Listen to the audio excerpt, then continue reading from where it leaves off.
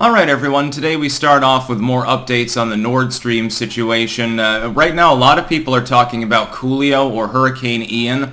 The eyes are off Nord Stream a little bit. I've noticed when I crawled through the news it was a little bit more spotty, which shows me that there may be some shenanigans involved. This is fairly typical of the legacy media because they coordinate directly with various governments, including the Kremlin by the way. So when you're not getting as many updates on something that is a major geopolitical event, the apparent sabotage of Nord Stream 1 and 2 takes the cake as far as anything, at least this year, with regards to that particular concept. When you don't get so many updates, and you'd think that speculation would be rife, you'd think that literally every legacy media outlet would be pushing right now some particular line on who they think did it and why. That leaves me a little bit flabbergasted, going, here's the thing. Two links in the description, archived of course. The first is that the Russians have unequivocally denied any involvement with potentially bombing the Nord Stream pipelines. Secondly, you have an insinuation. There is one CNN article stating the obvious. Well, there were Russian ships kind of close to the area when this leak began occurring. And so we have questions. Now, we're not sure if that had anything to do with Nord Stream, wink, wink, nudge, nudge. It's funny because the headline is, Russian ships were in the area when Nord Stream went off. There's an insinuation there. I talk about this all the time. It's a lie by structure. Most people just read the title. A few of them read the subtitle. Maybe 10% will read the first paragraph. Further down, you get a wall of speculative material where it's like, well, here's the facts, and here's maybe some surmisings with regards to the facts. We're not sure that Russia actually did it, and there are questions about why that would even happen. But yeah, the Russians did it. That's basically the way the article is structured. Again, second link in the description. Go and see it for yourself and actually take advantage of this opportunity to familiarize yourself with one aspect of legacy media propaganda. I think it's become the most common one. It's even become more common than lying by omission by simply not stating pertinent facts with regards to a story because they countermand what you're trying to feed to people. Here's, again, a rough cut of my opinion with regards to Nord Stream.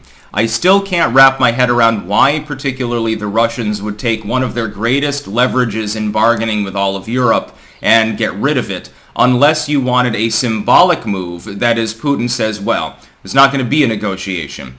We've cleared several eastern Ukrainian areas that we wanted to annex to begin with or create a puppet state out of. We're mobilized. There's no going back now. It doesn't matter how many people we throw into the meat grinder because we have more manpower. They can keep using all the Western toys that they want. We'll slowly grind them down, and eventually the Ukrainians will come to the bargaining table and we'll get what we want. Since we're going to get that, fuck Nord Stream. We'll just sell the gas to somebody else. We'll sell it to India.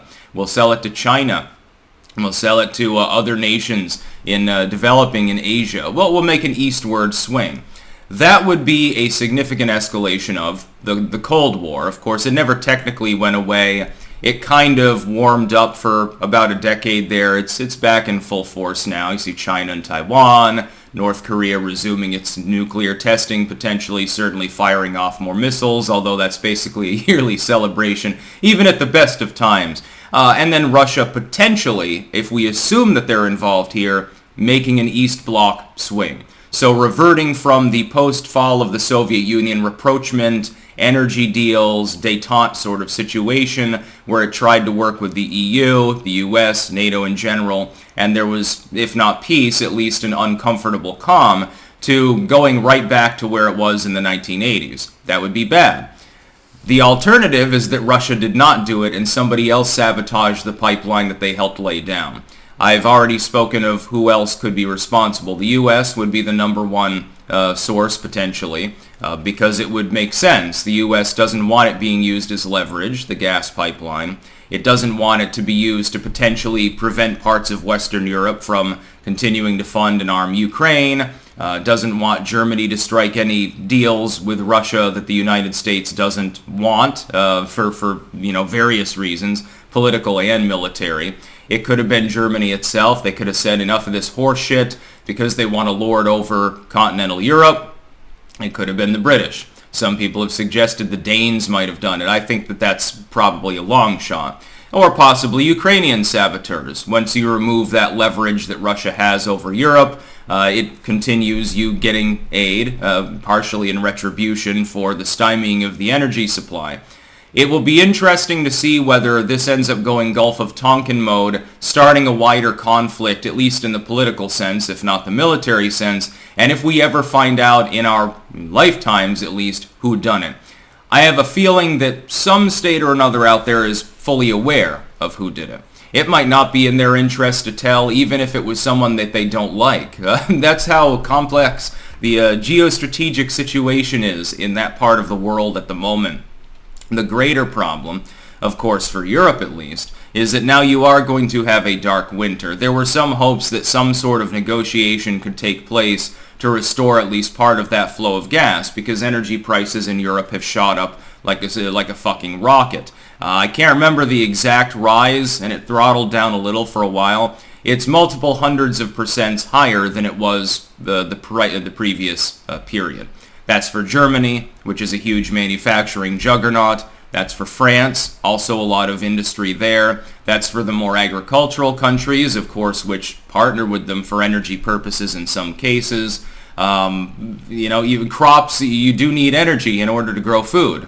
Well, you don't technically need it if you want to go back to pre-industrial technology. There's plenty that the Dutch can do just with hugelkultur. They've eliminated most of their pesticide usage, by the way. But you still, that combine harvester needs energy. It's not powered by solar panels.